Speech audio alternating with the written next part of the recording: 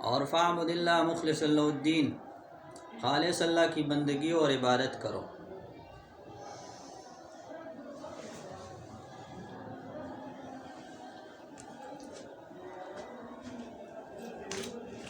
اور عبادت اور استعانت دونوں کا ذکر ایاک نعبد و ایاک نستعین میں ہے، لہذا یہ آیت پورے قرآن کا خلاصہ ہے۔ پورا قرآن یہ تورات، انجیل، زبور اور 100 صحائف کا خلاصہ ہے، اور پورے قرآن کا خلاصہ سورۃ الفاتحہ ہے، اور سورۃ الفاتحہ کا خلاصہ ایاک نعبد و ایاک نستعین ہے۔ اس سے پتہ چلتا ہے کہ یہ آیت بہت اہم ہے، لہذا ایاک نعبد کی تشریح ہم نے کی تھی کہ یہ جمع کا صیغہ کیوں ہے، اور عبادت کا معنی اور اس کی اہمیت بیان کی تھی۔ اب ایاک نستعین میں اللہ تعالیٰ سے دعا ہے، اور دعا بھی عبادت ہے، بلکہ عبادت کا مغز ہے۔ رسول اللہ صلی اللہ علیہ وسلم فرماتے الدعاء هو العبادہ، دعا عین عبادت ہے۔ اور ایک حدیث میں ہے کہ دعا مخ العبادہ، دعا عبادت کا خلاصہ اور مغز ہے، نچوڑ ہے، خلاصہ ہے۔ تو اب جو دعا بھی عبادت ہے، تو یہ دعا بھی خاص اللہ ہی سے مانگنی ہے۔ ایاک نعبد کے بعد ایاک نستعین دعا کو ذکر کیا کہ یہ بھی عبادت ہے۔ وقال ربکم ادعونی استجب لکم، اللہ تعالیٰ فرماتے ہیں مجھ سے دعا مانگو، میں تمہاری دعاؤں کو قبول کروں گا۔ ان الذین یستکبرون عن عبادتی، ادعونی اس کو عبادتی کہا کہ مجھے پکارو اور میری عبادت کرو۔ جو لوگ میری عبادت سے انکار کرتے ہیں، یستکبرون عن عبادتی سیدخلون جہنم داخرین، ان کو ہم جہنم میں اوندے منہ گرا دیں گے۔ اب جب دعا بھی عبادت ہے، بلکہ عبادت کا مغز عبادت کا خلاصہ ہے، تو اس کی تخصیص کے لیے ایاک مقدم کیا گیا، یہ مفعول، حالانکہ مفعول فعل سے مؤخر ہوتا ہے۔ تقدیم ما حقہ التاخیر یفید الحصر والاختصاص، جو چیز مؤخر اور اس کو مقدم کیا جائے تو یہ حصر اور خصوصیت کا فائدہ دیتا ہے کہ خاص اللہ ہی سے دعا مانگنی ہے۔ جیسے زکریا علیہ السلام داخل ہوئے حضرت مریم علیہ السلام کے عبادت خانے میں، تو وہاں پھل دے کے تو فرمایا انا لک ھذا، یہ پھل کہاں سے ہیں بے موسم؟ قالت هو من عند اللہ، اس نے کہا یہ اللہ کی طرف سے۔ تو زکریا علیہ السلام کی عمر بہت زیادہ تھی، 100 سال سے اوپر تھی۔ اس کو یاد آیا کہ جب اللہ تعالیٰ اس کو بے موسم پھل دیتے ہیں تو مجھے بے موسم اولاد بھی دے سکتے ہیں، اور اولاد یہ ثمرۃ الفؤاد، یہ دل کا پھل ہوتا ہے۔ تو ہنالک دعا زکریا ربہ، اس وقت زکریا علیہ السلام نے اللہ سے دعا کی۔ قال رب هب لی من لدنک ذریۃ طیبہ، یا اللہ پاکیزہ اولاد دے۔ فنادته الملائکۃ وهو قائم یصلی فی المحراب ان اللہ یبشرک بیحییٰ، اللہ تعالیٰ آپ کو اولاد دیں گے، یحییٰ علیہ السلام دیں گے۔ اس کا نام ہی یحییٰ ہے کہ ماں بانجھ تھی، لیکن اللہ تعالیٰ نے اس کے رحم کو اس کے ساتھ زندہ کر دیا۔ تو دعا یہ عبادت ہے، اور عبادت خاص ہے اللہ کے ساتھ، تو استعانت بھی خاص ہے اللہ کے ساتھ۔ اب کس چیز میں استعانت ہے؟ تو یہاں مفعول نہیں ہے، تو مفعول میں دو احتمالات ہیں۔ ایک احتمال یہ ہے کہ ایاک نعبد بندے نے کہا یا اللہ میں تیری عبادت کرتا ہوں، تو پھر اللہ تعالیٰ سے استعانت فی العبادت کی دعا مانگ رہا ہے، وَإِيَّاكَ نَسْتَعِينُ فِي أَدَاءِ الْعِبَادَاتِ، یا اللہ میں تیری عبادت کر رہا ہوں تو آپ ادائے عبادات میں میری مدد فرما۔ لا حول ولا قوت الا باللہ کا یہی معنی ہے، لا حول عن المعصیت۔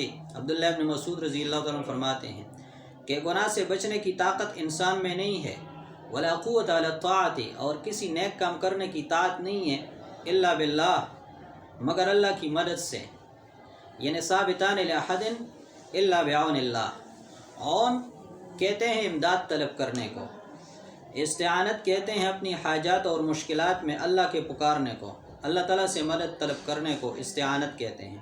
تو استعانت بھی خاص ہے اللہ کے ساتھ کہ صرف اللہ سے مدد طلب کرنا ہے۔ یا مفعول میں دوسرا احتمال یہ ہے کہ وَإِيَّاكَ نَسْتَعِينُ فی جمیع الاحوال، یا اللہ آپ سے مدد طلب کرتے ہیں ہر حال میں۔ ہر حال میں انسان اللہ سے مدد طلب کرے کہ یا اللہ میری مدد فرما، ہر کام میں مدد فرما۔ اس پر سوال یہ ہے کہ ذوالقرنین نے تو لوگوں سے مدد مانگی تھی، لوگوں کو کہا کہ یاجوج ماجوج آ رہے ہیں، تو لوگوں نے کہا ان کو دیوار بنا دے۔ آپ نے کہا دیوار بناؤں گا، تو انہوں نے کہا ہم خرچہ دیں گے۔ آپ نے فرمایا خرچہ نہ دو، پیسے بہت ہیں میرے پاس، مال و دولت ہے، اعینونی بقوت اجعل بینکم و بینہم ردما، میرے ہاتھ پاؤں سے، بازوؤں سے امداد کرو، میں تمہارے اور ان کے درمیان ایک دیوار بنا دیتا ہوں۔ تو ذوالقرنین نے تو لوگوں سے مدد مانگی، استعانت تو اللہ سے چاہیے۔ عام انسان ایک دوسرے سے مدد مانگتے ہیں کہ مجھے پانی دو، مجھے کھانا لا کے دو، میرا ہاتھ بٹھاؤ، اس کام میں بوجھ میرے ساتھ اٹھاؤ۔ قرآن میں ہے نیک کاموں میں ایک دوسرے کی مدد کرو، وتعاونوا علی البر والتقوی، تقوی اور نیک کوکاری کے کاموں میں، علی البر والتقوی کے کاموں میں ایک دوسرے کے تعاون کرو۔ اور یہاں ہر بندہ نماز میں پڑھ رہا ہے ایاک نستعین۔ اسی طرح رسول اللہ صلی اللہ علیہ وسلم نے پکارا ہے صحابہ کو، والرسول یدعوکم فی اخراکم، رسول تمہیں بلاتے رہیں اور تم میدان جنگ سے جا رہے تھے، والرسول یدعوکم فی اخراکم۔ اسی طرح حضرت عیسیٰ علیہ السلام کو پتہ چلا یہ یہودی مجھے قتل کر رہے ہیں، تو آپ نے فرمایا من انصاری الی اللہ، کون میرے ساتھ دے گا، میرا تعاون کرے گا الی اللہ، اللہ کی طرف بلانے میں میرا مدد کون کرے گا۔ نصرت، استعانت، توفیق، توکل، یہ ساری چیزیں مدد کو کہتے ہیں، استمداد، مدد طلب کرنا۔ تو یہ سو مخلوق سے مدد طلب کرنا ہو گیا۔ تو اس کا جواب بالکل آسان ہے کہ ہر بندہ نماز میں جو کہتا ہے ایاک نستعین، وہ اللہ سے استعانت طلب کرتا ہے۔ اور ہم جو لوگوں کو کہتے ہیں کہ ہماری مدد کرو، اور انسان ایک دوسرے کو کہتے ہیں کہ پوری کائنات کا نظام ایک دوسرے کے تعاون اور امداد کے بغیر چل ہی نہیں سکتا۔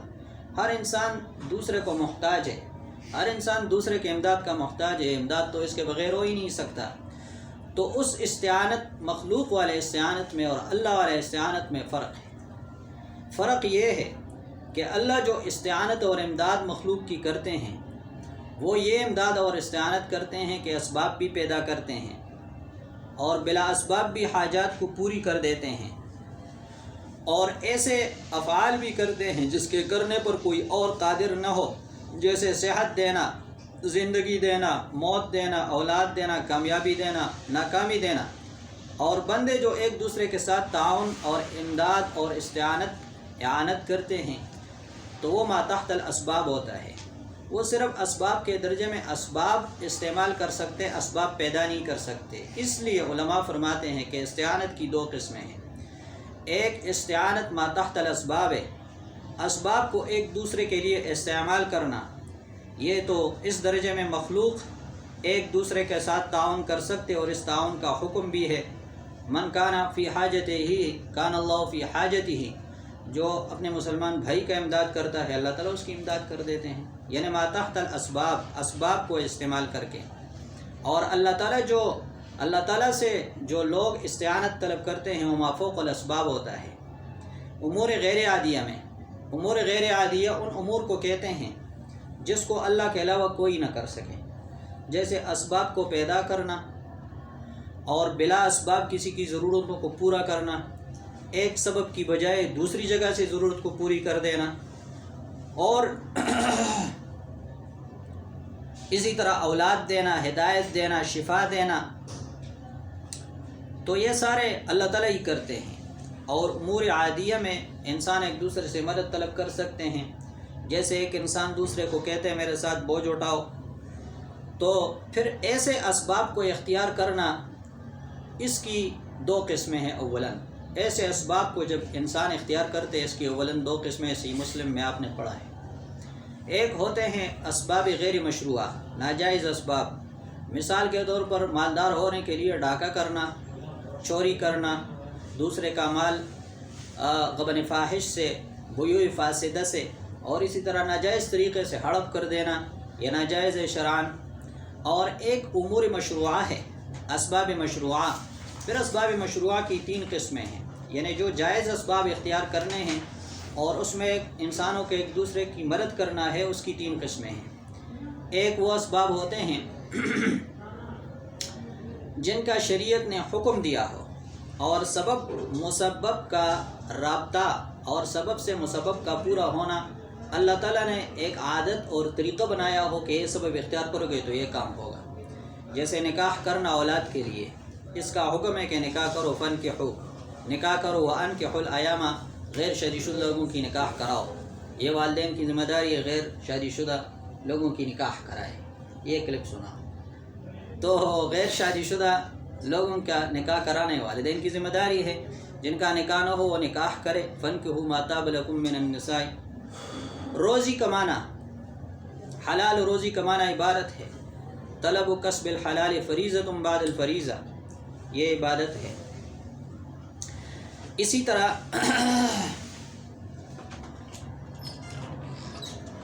دوسرے اسباب جن کے ساتھ مسببات کا جوڑ یقینی ہو۔ دوسرے قسم کے اسباب مشروع وہ ہیں جو غلب ظن میں ہو کہ غالب طور پر اس سبب سے مسبب اور ضرورت پوری ہوتی ہے، جیسے زاد راہ لینا، اپنے ساتھ حج کے لیے جانا، اس کا بھی شریعت نے حکم دیا ہے، کیونکہ اس سے ضرورت کا پوری ہونا غلب ظن میں ہے۔ اون کو باندھنا تاکہ اون گم نہ ہو جائے، توکل کرنا اللہ پر اسباب اختیار کر کے، اس کا بھی شریعت نے حکم دیا ہے۔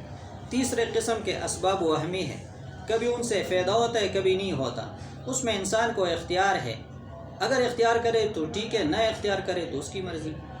جیسے علاج کرنا، دوائی استعمال کرنا، دم کرنا، تعویذ کرنا، اور اسی طرح داغ دینا، تو پھر اس سے منع آئی ہوئی ہے کہ چونکہ بعض وہمی ایسے ہیں کہ جس سے عقیدہ غلط ہو جاتا ہے اسباب اختیار کرنے سے، تو اس سے منع کیا گیا ہے، اور بعض وہمی ہے اس سے کبھی شفا ہو جاتی ہے کبھی نہیں ہوتی، کیونکہ شفا دینے والی ذات تو اللہ کی ہے۔ سبب کے درجے میں شریعت نے اس کے استعمال کرنے کو جائز قرار دیا ہے۔